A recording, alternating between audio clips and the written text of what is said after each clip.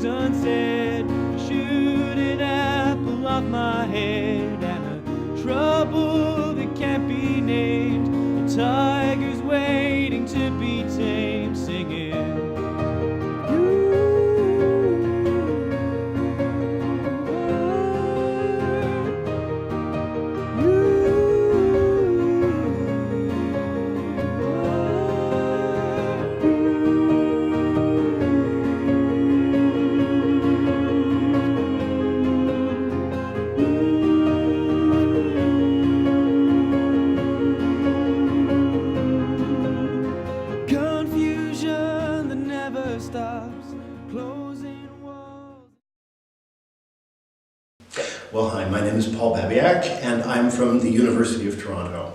Well, I'm Marjorie Fee, and I teach English at the University of British Columbia in Canada. I'm Moira Dave. I'm at the University of Saskatchewan in Saskatoon. I am Gregory Betts. I'm coming from Brock University in St. Catharines, Ontario. My name's David DeGrow. I'm from the University of Toronto. Okay, my name's Jennifer Andrews, and I'm a professor at the University of New Brunswick. I am Dr. Hannah McGregor, an assistant professor at Simon Fraser University in Vancouver. And my presentation will be on the Earl Grey Shakespearean Festival. My untold story, however, is about my adventures coming home from the ambassador's reception yesterday evening.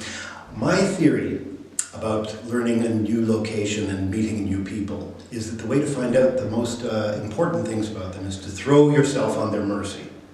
And so I made it my goal to walk home from the ambassador's reception. And I set out and I followed my nose until I got lost enough to need to ask somebody for directions.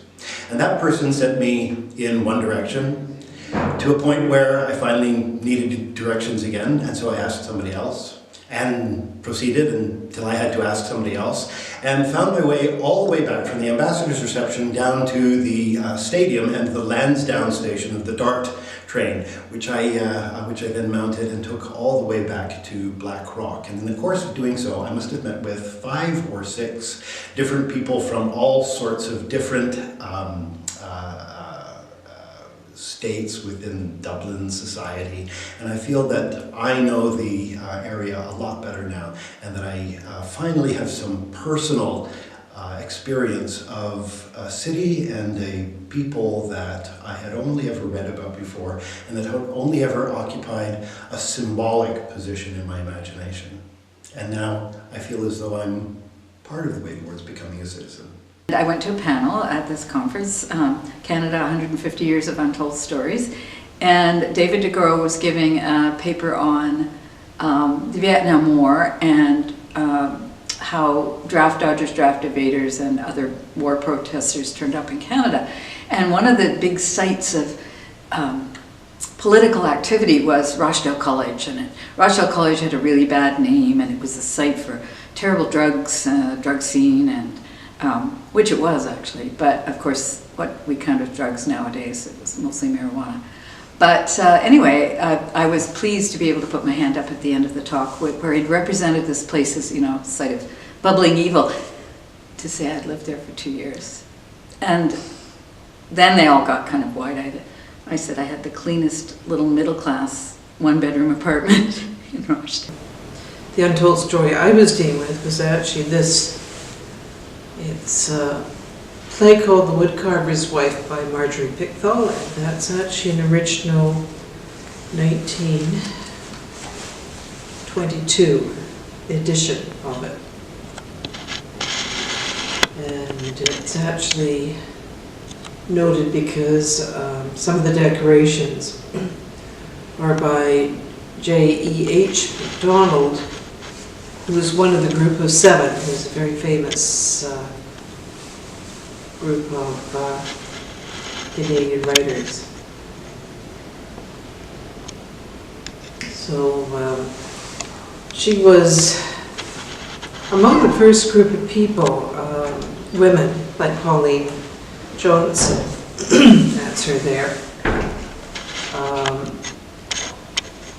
who were very important during the early days after Confederation. They were very well known as very famous poets, but they kind of disappeared after the 1920s. Johnson died in 1933. Marjorie died when she was only 38 in 1922. And so what I was talking about is the reason they start off being very much told and then become untold. And her play actually lasts for the amateur era, but they both kind of disappear after World War II for quite a while. And probably in the later half, coming into the 21st century, there is a renewed interest in them. And so their stories are getting told again. So untold and now told again. My story, picking up on the theme of the 60s that Marjorie introduced, when I was 15 years old, we went on a school trip down to Washington, D.C. and did the White House moment, and we were given an hour of free time. So I ambled over into Peace Park, and it was a school trip, so we were all in uniforms and wearing a blazer and tie and looking every bit the 15-year-old neophyte. And I wandered over, there was a band playing in the center, and that caught my ear, and so I got further and further away from my group and showed up at this band, and it was a band called Rusted Root. It was playing inside Peace Park. And I'm standing there, and a man comes over and he's standing beside me, and he's got a maraschino cherry on his nose. And I looked at him, and I said, "Are you Wavy Gravy?" And he said he was. It was No kidding! It was Wavy Gravy. And I was just going through that process of recognition. I said, "You're the guy who yelled about the brown acid at Woodstock." And he said, "Yeah, but do you know where it came from?" And he pointed over to the band on the other side of me, and it was Timothy Leary standing right there. Fabulous thing. Brilliant. So that's the closest I got to Woodstock. I wasn't at Woodstock. I'm not that old, but I saw some of the aftermath, and these grizzled old hippies in Peace Park were still keeping it up. And I was asked to tell an untold story about, and I'm thinking about Canada, so I thought I'd tell a tiny story about how I know Linda Morra. Because Linda and I actually have known each other since we were grad students, and one of the reasons that I came to this conference, one of several, was because Linda had told me last year that she was going to do it. And I guess the untold story with Linda and I is I remember meeting her when we went out for a beer when we were both master's students at University of Toronto. So it feels like full circle. I think now I finished my MA in 1994, and we're now here and it's 2016, so 22 years later, that bond through a love of Canadian literature and an interest in Canadian literature remains. And so that's a story that many of you who came to the conference or students would not know, but that's one of the main reasons that I came here. The other reason was to come to see the Butler Castle because my husband actually, his last name is Butler. So I had no idea until I was coming to Dublin that there was actually a castle with his name on it. So I went down and took pictures a few days ago. So I feel in many ways it's also full circle in terms of taking those pictures back to my 11-year-old daughter, who is actually, as of yesterday, doing a new project for school on Ireland. So, oh, and I was going to tell you about the podcast that I make. So about 2 years ago, one of my best friends and I decided we wanted to reread all the Harry Potter books together. I had read them as like a teenager and then hadn't revisited them. They sort of came out, I was like right about the right age. She had reread them a number of times, and I think we were talking about, you're a student, yeah? Yeah. We were talking about how hard it is to find time to read for pleasure when you've been a student for a really long time, and how much we missed, you know, the pleasure, particularly of rereading, which feels like a luxury. And so we decided we would reread the whole Harry Potter series together, and then we thought it would be fun to record our conversations as we read them. So that's how the podcast started. We called it Witch Please because we think we're very funny. So we just started recording it and sort of, you know, having these conversations about what it's like re-encountering these books, and what it's like reading things differently once you have become a trained reader, and the different kind of stuff that stands out. And one of the things that really stood out for us is, you know, we read them as kids and you identify with the students because you're also young, you know, you're also a student. And now rereading them as both people who teach at universities and really identifying with the professors and really feeling like we have this different relationship to these books all of a sudden. And then the really wild thing that happened is that, you know, we put it online and like a lot of people started listening. And it was this real revelation for the two of us that the kinds of conversations we have in the classroom and the kinds of conversations we have at conferences like this one, there's actually this much wider audience for them.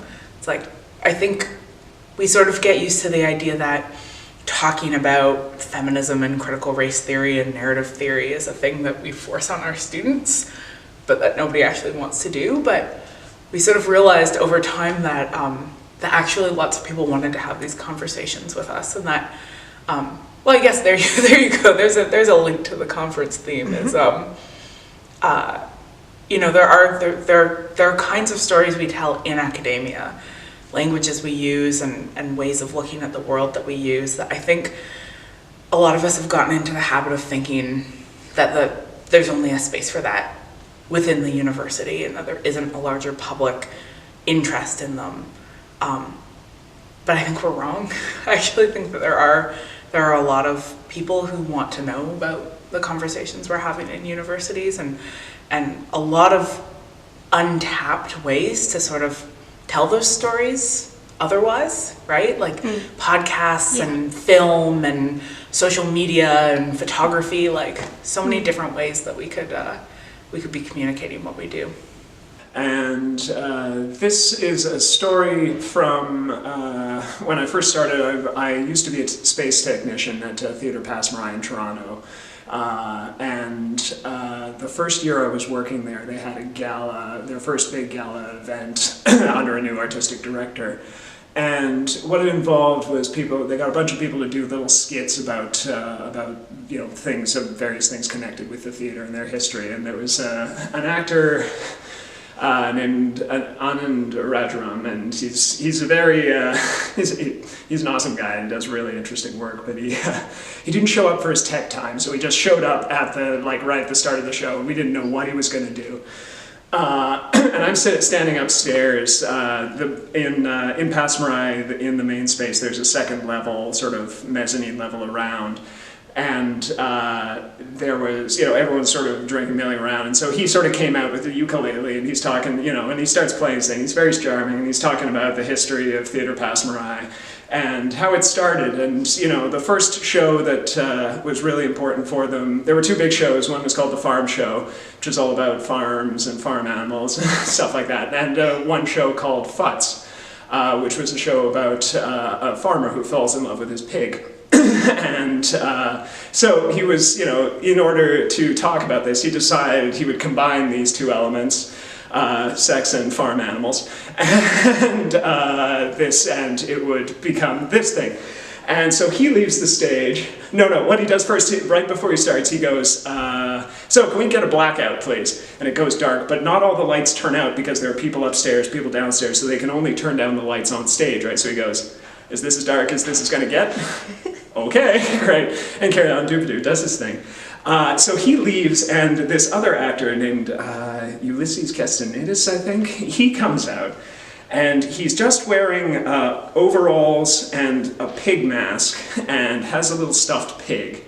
And he starts whispering things to it and starts like talking to it and and then starts like romancing it a bit and starts doing it, and he's talking to it and he's talking to it, and he starts taking off the the coveralls, but slowly, and he's climbing down to the ground, lying down. And this is the moment when David Miller, the mayor of Toronto, walks in, who had just purchased the city of Toronto had just purchased the theater to keep them out of bankruptcy. So I turn him, he walks in and sees this man like half naked with this like pig puppet. And he turns to his aide and just goes, "Get me a drink." And so he gets down to it and he gets to the end and he's about to like get fully naked and now runs out and goes, "Stop, blackout, blackout." And the lights go down, but they don't turn off. So then the rest of the scene is just this guy like trying to pull his pig, and we can see him totally watching it, just trying to pull his shit together and like haul himself off the stage. And yeah, and that's my untold story. And that's my untold story. So that's kind of my untold story. That's my story. That's my story. Brilliant, lovely. Thank you so much. You're welcome. Confusion that never stops, closing walls and ticking clocks. Gonna come back and take you home. I could not stop what you now know, singing, "Come out upon my seas, cursed missed opportunities." Am I a part of the cure, or am